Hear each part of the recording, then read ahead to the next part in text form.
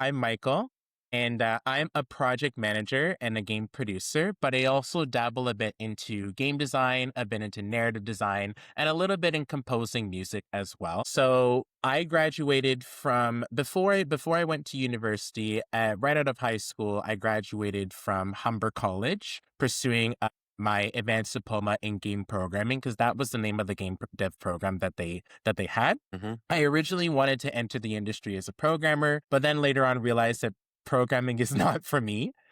So I pivoted over to design, figured that that was a piece of me. Then I dabbled into a bit of narrative design as well. Then started to get introduced into production, but something was missing. So I felt I wasn't ready to enter the industry when I got my advanced diploma. So I applied to continue my education over at Ontario Tech University, where I later got my bachelor's degree. And that was when I truly discovered project management and my love for project management. And I've kind of just been following that kind of ever since.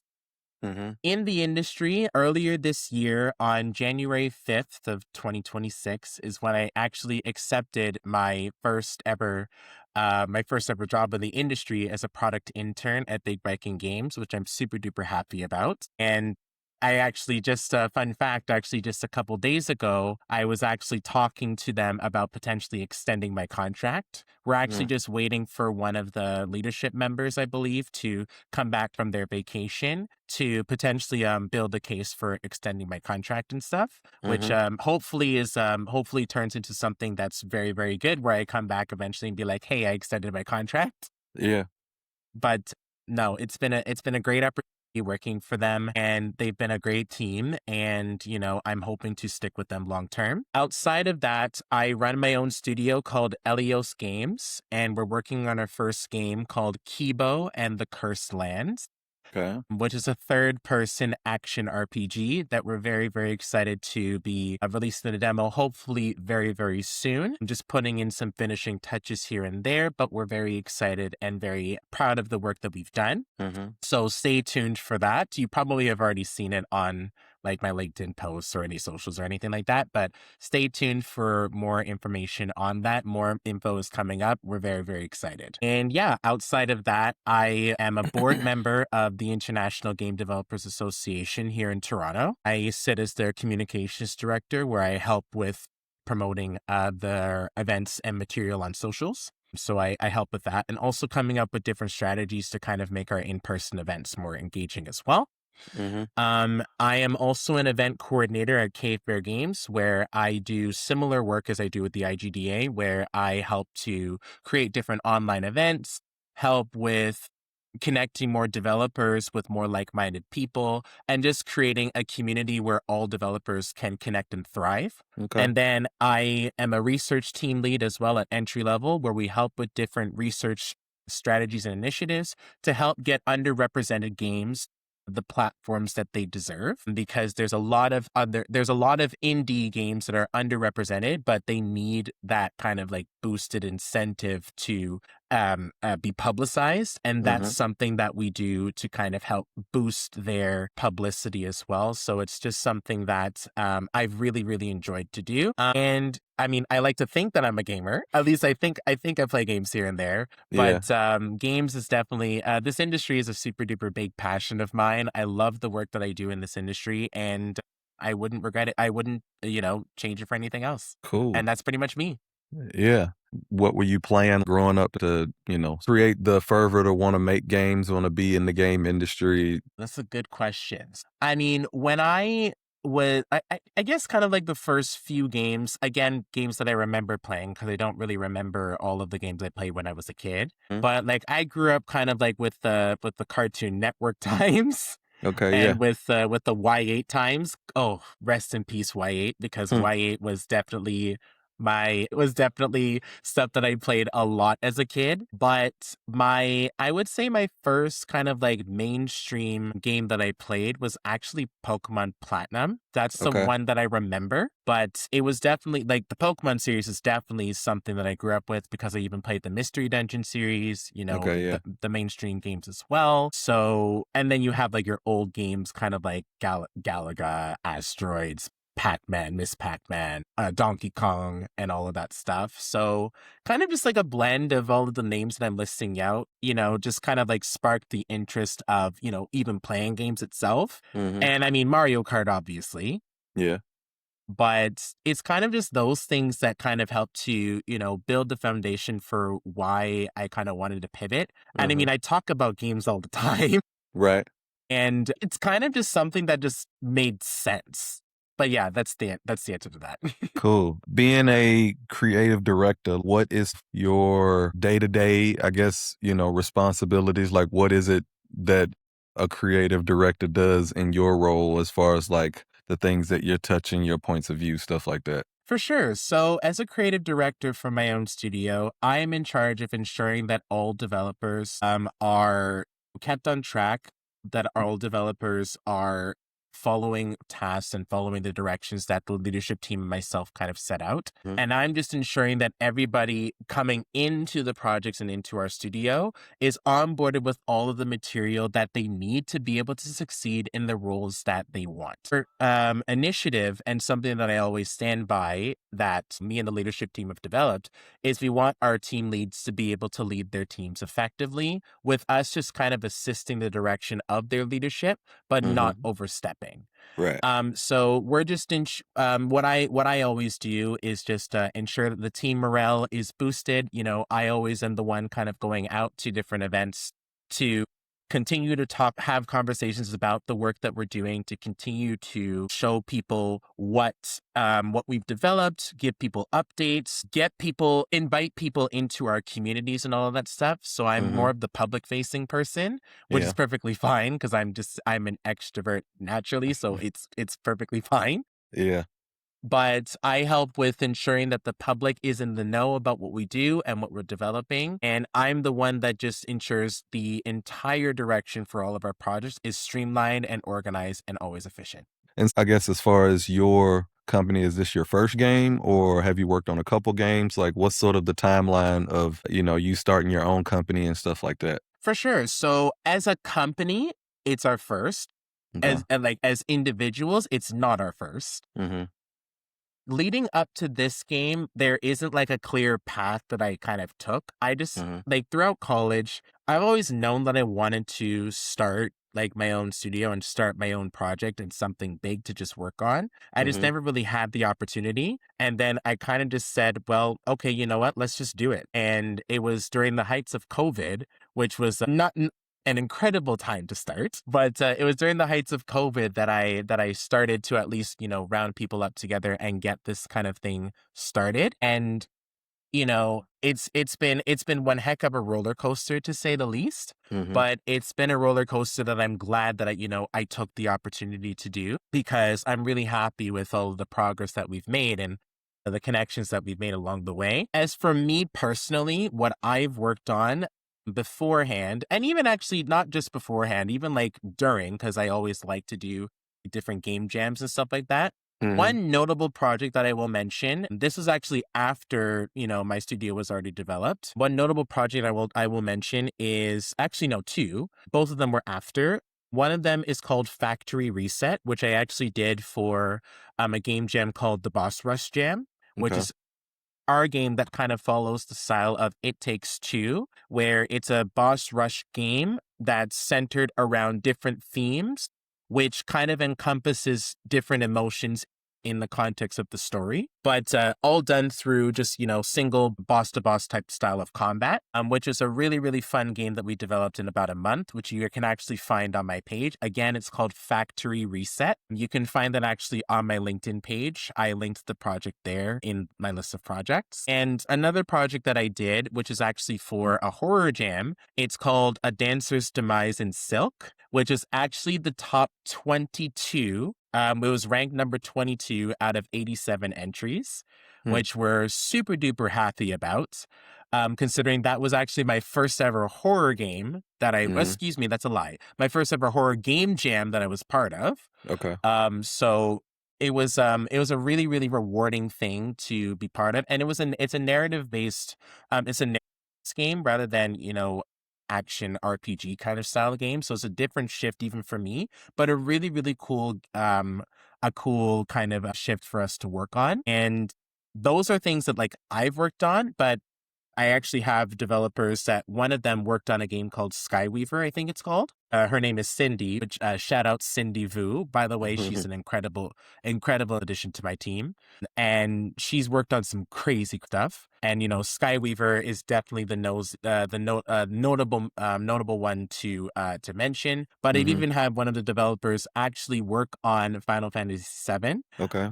where he was working on as part of QA Mm-hmm. and along with a Far Cry 6, Nice. same individual as part of QA. So point I'm trying to get at is like we all have different games that we've worked on, but I've kind of just been able to grab everybody and bring them all in one contained space for all of us to, build and thrive together. So Mm-hmm. yes, it is our first game that we're working on as a studio together, but not our first game in general. And we're just trying to use our opportunity and use our platform to show the world that indies, when given the opportunity, have the power to be able to make incredible games out there Mm-hmm. without necessarily trying to compete with other up tier games, but Yeah. just giving people the opportunity and the voices that they need to kind of echo, that we actually have an impact that we can build. And you mentioned that this game is a action RPG, I believe Yes, you it said. is. I guess the genre that you mostly enjoy, is that just sort of the genre that you think you're kind of gonna, I guess, stay in, or do you have like different ideas and different genres? Like, how do you sort of look at all those ideas and other projects and future projects and stuff? For sure. So for what we're working on right now, that's the game that we're kind of working on. And these are the types of games that I do enjoy. Those games that are like story driven and it's either story driven or like turn based or like, anything that has like combat in it. I love, love, love those games, those kinds Mm-hmm. of games.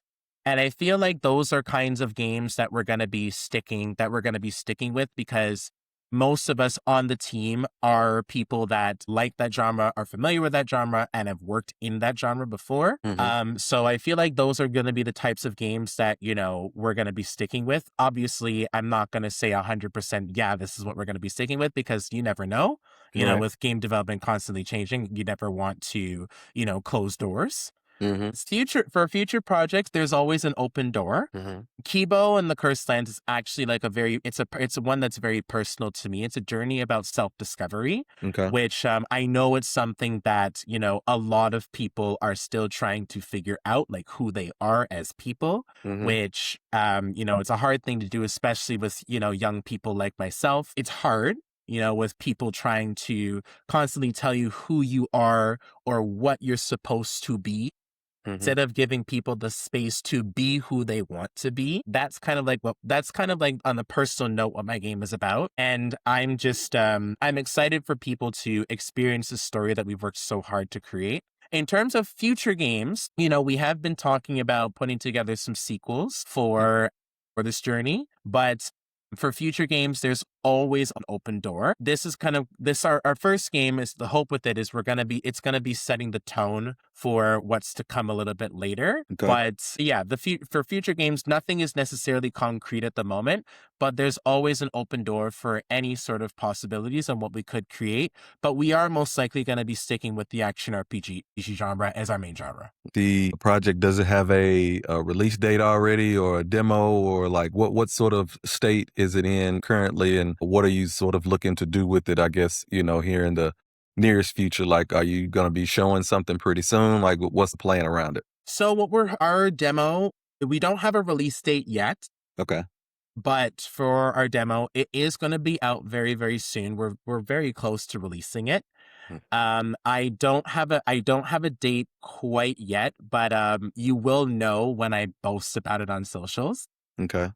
because I'm kind of doing the surprise drop where it's like, okay, boom, it's out, Mm-hmm. rather than the build up, because I've tried the build up approach before and it hasn't worked just because I've rushed the build up process, and that's completely my fault. So instead, we're going to be doing a different approach where my team is going to decide is going to help me decide when we're ready. But the Okay. point is that it's going to be out soon, and we're very, very excited. In terms of future development of how long we anticipate, we're looking at about 2.5 years for the project, releasing the project in full. So, and again, it's even though it's going to be our first, we're very excited to see what the public thinks about it, and how they kind of take it and how they interpret the story of Kibo, because Mm-hmm. it is a game that is very close to me, and it's going to be a rewarding thing for me to be able to see people and the way that they kind of like view Kibo in their own perspective. Where will it be releasing at? Will it be like on Steam? Will it be like what is sort of the plan as far as like when you do release it, like how are people gonna consume it, and what's, I guess, your grand like 10,000 foot view of it? I know you said it's a personal Yes. story to you and stuff like that, but I guess, what does success look like for you for the project? Like, what does success for the team as in general, since this is your first game and stuff like that? Like, what are sort of the metrics you're looking to hit? Or is there sort of just a community you're just looking for, to like a niche following type of thing? For sure. So, my definition of success is very simple. I just want people to be able to enjoy and to be able to, I want to try to bring the fun back into development, because with all of the stuff that's going on all around the world, people are anxious, people are scared, and people are, uncertain about their future. Right. And it's important to, put out stuff there, not just for the sake of, the sake of trying to meet everyone else's expectations or meet what society necessarily has for you, but putting it out there just for the sake of doing it because it's what you love to do. Mm-hmm. Because it's important to do what you love and love what you do. Oh, that's always an important thing that, even myself needs to be reminded of at times. So it's always important to do what you love and love what you do. But yes, kind of getting to the point of where this is going to be out. Yes, we're going to be releasing it on Steam at some point for sure. We're planning on starting it out. Okay. And then after, when we release it on itch.io, once we have the first Dominion, we have 4 different Dominions in our game, and they're going to be Okay. releasing like chapters. Okay. But once we have the first Dominion complete, then we're gonna be releasing an early access build on Steam. But we're gonna be putting out the Steam page kind of as is with no build on there, just to Okay. kind of help to get more wish lists for the game, to get more public interest for the game, and da da da da Mm-hmm. da. But yeah, it's gonna start out as an itch.io release first. Okay. And just sort of for you personally, like, what is, I guess, the end goal for you? Like, are you just looking to potentially, I guess, big successful company? Like, are you wanting to sort of parlay that into like working for another company? Like, how does process the different things that you do already, obviously, and then the potential opportunities that could come, from the game industry down the line? For sure. And you know what? This has always been a question that I've never always had a clear answer for, because it's Yeah. hard. I'm not necessarily a forward thinker, where in the sense of like, oh, where do I see myself? I don't know. Yeah. But what I will say is that my studio has been my passion for a very long time. And that's something that I want to see, I want to see through. I want to Hmm. be able to make the studio my official baby instead of my unofficial baby. Yeah. So I would definitely say that that's kind of like my goal, where I'm also kind of using like studio experience when I'm working with Big Viking Games right now, where I'm using that as kind of a way to help get insight from another perspective in that Hmm. actually in the industry, and then translating that experience to my own. Hmm. But no, I think that as of right now, because I mean it might change, but as Yeah. of right now, I see myself building my studio and hoping that, my studio will be successful as I'm hoping it to be. Hmm. So I would definitely say that my studio is my end goal, because I want to make my studio an official studio. It's always been something like that that I've wanted to do. Mhm. Once funding comes into the situation, then when we get to that point, like the sky is the limit from there. But I'm hoping to get to that point first and then Mhm. figure it out as we go. Plug yourself, plug the game, however people can, reach out and find the different things that you're doing, go ahead. For sure, absolutely.